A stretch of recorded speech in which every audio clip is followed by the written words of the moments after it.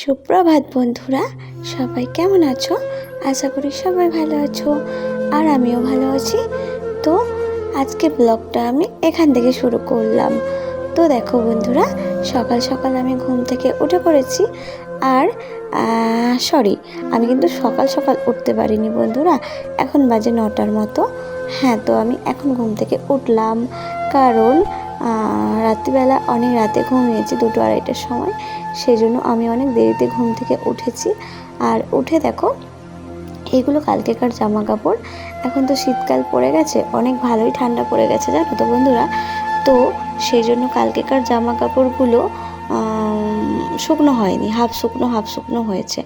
এখনকার জামা কাপড় ধুয়ে দিলে বা কেচে দিলে সেই জামা কাপড় একদিনে শুকনো হয় না, ভিজে ভিজে থেকে যায়। তাও ছাদের ওপর দিয়েছিলাম, তারপরেও ভিজে।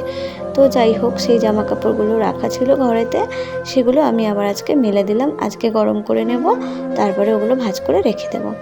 তো দেখো, আবারও আমি চলে এসেছি রোজকার মতো কাজ করতে, জামা কাপড় কাচবো আজকে, সেই জন্য। তো আমি আজকে তোমাদের সাথে অন্য রকমের একটু ভিডিও শেয়ার করছি। সব সময় তো ঘুরতে যাই, মেলায় যাই, এইসব ভিডিওই তোমাদেরকে আমি শেয়ার করি। তো আজকে আমি শেয়ার করছি তোমাদের সাথে আমি ঘুম থেকে উঠে সকালে কি করি, সেই কাজগুলোর ভিডিওই আমি তোমাদের সাথে শেয়ার করছি। তো যতটা দেখাতে পারলাম চেষ্টা করলাম দেখানোর। হ্যাঁ, সারাদিন তো অনেকেই মোটামুটি ঘরে কাজ থাকে, যতই কাজ নেই করো, তাও কিন্তু মোটামুটি একটা ঘরের কিন্তু অনেকই কাজ থাকে। তো সব কাজ কিন্তু শেয়ার করা যায় না বন্ধুরা, কারণ কিছু কিছু কাজ থাকে সেগুলো ক্যামেরা ধরে বা ক্যামেরা নিয়ে সেই কাজগুলো কিন্তু করা সম্ভব নয়, ইম্পসিবল। তো যেই কাজগুলো করা সম্ভব সেগুলোই আমি তোমাদের সাথে আজকে শেয়ার করলাম। তো বন্ধুরা, তোমাদের কেমন লাগলো তোমরা কিন্তু অবশ্যই কমেন্টে জানিও। যদি ভালো লাগে অবশ্যই কিন্তু একটা কমেন্ট করে জানিও, আর যদি খারাপ লাগে বন্ধুরা সেটাও কিন্তু জানিও। হ্যাঁ, আমি কষ্ট পাবো না, কারণ সত্যিটা মেনে নিতে হবে, সত্যিটা সত্যিই হয়। তো হতে পারে আমার ভিডিও যে তোমাদের সবার ভালো লাগবে এটা তো নয়, তাই না? তো যার খারাপ লাগবে সে কিন্তু অবশ্যই আমাকে জানিও। তো যাই হোক বন্ধুরা, তোমাদের কাছে একটাই রিকোয়েস্ট আমার, যে তোমরা পুরো ভিডিওটা কিন্তু আমার দেখবে, কেউ কিন্তু স্কিপ করবে না। আর হ্যাঁ, আমি দেখছি আমার এই রিসেন্টলি দেখছি আমার ভিডিওতে কমেন্টের থেকে লাইক কিন্তু কম হচ্ছে। তো বন্ধুরা, তোমরা লাইক দিতে কিন্তু ভুলে যাচ্ছ। তো তাদের উদ্দেশ্য করে বলি, যারা লাইক দিতে ভুলে যাচ্ছ তারা প্লিজ একটা করে লাইক দিয়ে আগে একটা করে লাইক দিয়ে তারপর ভিডিওটা দেখা শুরু করো বন্ধুরা। তো ভিডিওটা দেখার পরে যদি মনে হয় আমার ভিডিওটা ভালো লেগেছে কোনো অংশে তোমাদের, তাহলে একটা কমেন্ট করে দিও ছোট্ট করে, ব্যাস, তাহলেই হবে। হ্যাঁ বন্ধুরা, তোমাদের একটা করে কমেন্ট কিন্তু আমরা যারা ছোট ক্রিয়েটার আছি, আমাদের কিন্তু ভিডিও করার উৎসাহটা অনেক দ্বিগুণের থেকেও দ্বিগুণ, মানে 4 গুণ বাড়িয়ে দেয় ভিডিও করার উৎসাহটা, জানো বন্ধুরা। তো যারা তোমরা ভিডিও দেখো তারা জানো কি, যে একটা ভিডিও দেখে নিলাম ভিডিওই তো ছাড়ে, এতে আবার কি। কিন্তু তোমরা যে ভিডিওটা স্কিপ করে দেখে নাও না, ওই ভিডিওটাই কিন্তু পুরো ভিডিওটা করতে, তারপর তাকে এডিটিং করতে, সব কিছু করে ভয়েস দিতে, সব কিছু করতে কিন্তু অনেকটা খাটনি থাকে বন্ধুরা। একটা ভিডিওর পিছনে কিন্তু একটা মানুষের অনেক পরিশ্রম থাকে। তো আমি দয়া করে বলছি বন্ধুরা, তোমরা প্লিজ পুরো ভিডিওটা দেখবে, কেউ স্কিপ করবে না। তো যাই হোক, অনেক কথা বলে নিলাম। তো যদি কাউকে কষ্ট দিয়ে থাকি আমাকে তোমরা ক্ষমা করে দিও বন্ধুরা। আর তারপর দেখো, তোমাদের সাথে গল্প করতে করতে আমি জামা কাপড় যেগুলো ছিল আগের দিনের ওগুলো কিন্তু মেলে দিয়েছি। তারপরে আমি কিন্তু জামা কাপড়গুলো কেচেও নিয়েছি। তারপরে আমি এখন কেচে ধুয়ে জামা কাপড়গুলো সাইডে রেখে দিয়েছি। আর তারপরে তোমরা দেখতেই পাচ্ছ আমি এখন বাসন মেজে নিচ্ছি। আর হ্যাঁ বন্ধুরা, বাসনটা না তাড়াতাড়ি করে আমি একটু মাজছিলাম, কেন বলো তো, আমাদের এখানে না 10টা বাজলে জল চলে যায়, কলে আর জল থাকে না। তো সেই জন্য আমি একটু তাড়াতাড়ি করে বাসনগুলো মাজার চেষ্টা করছিলাম। আর আমার বড়মশাই বেরিয়ে গেছে এখন কাজের থেকে, আর বেরিয়ে গেছে মানে কাজের থেকে নয়, বাড়ি থেকে বেরিয়ে গেছে কাজে যাওয়ার জন্য। তো তারপরে আমি এখন বাসন মেজে নিচ্ছি। আর এরপরে ঘরের কাজ মোটামুটি করে নিয়েছি। ঘরটা ঝাড় দেওয়া মোছামুছি সব কিছু করে নিয়েছি। এখন বাসনটা মাজবো, তো বাসনটা মেজে ধুয়ে নেব। তারপরে দেখো বন্ধুরা, তোমরা ভিডিওটা দেখতে থাকো।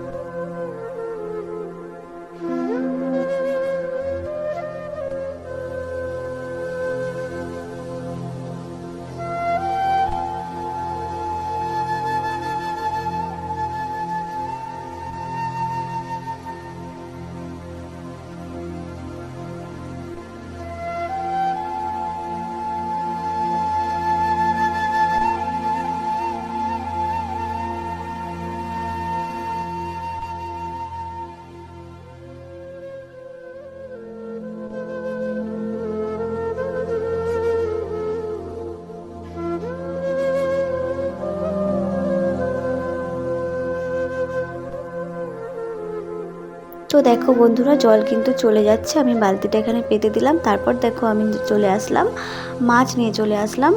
মাছ কাটবো, সেই জন্য বন্ধুরা তোমরা দেখতেই পাচ্ছ আমি এখন মাছ কাটতে বসে পড়লাম।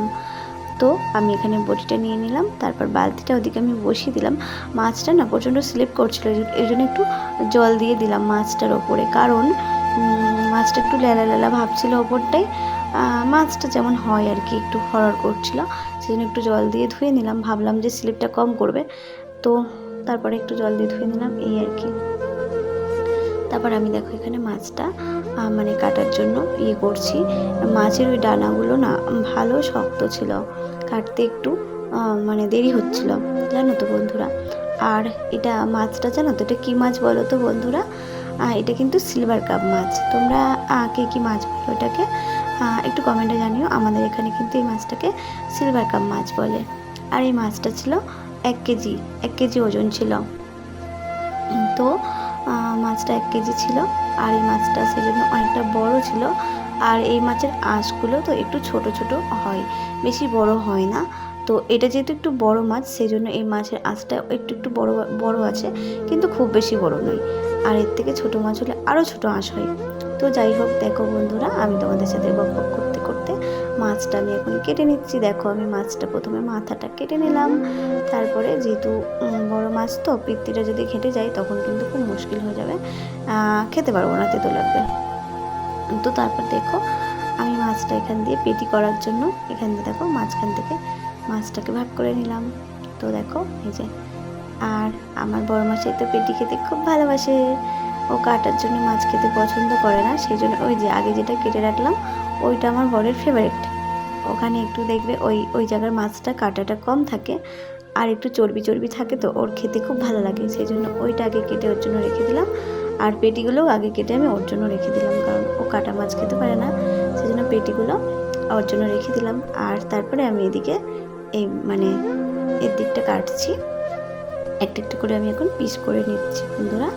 আর তো মাছটা কিন্তু খুব ভালো, জানো তো, জ্যান্ত মাছ ছিল, এখন মরে গেছে।